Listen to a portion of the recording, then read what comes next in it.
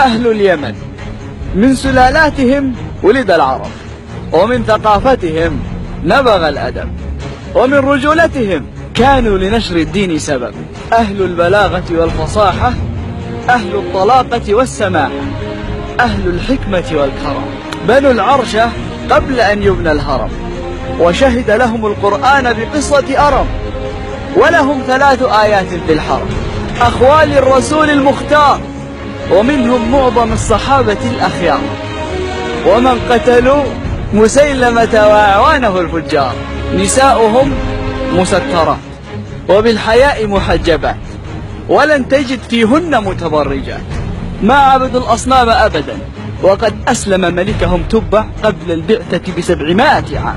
أهل اليمن أهل عزة بالحق وأنفه، ومن تكبر عليهم فقد قرب تلفه.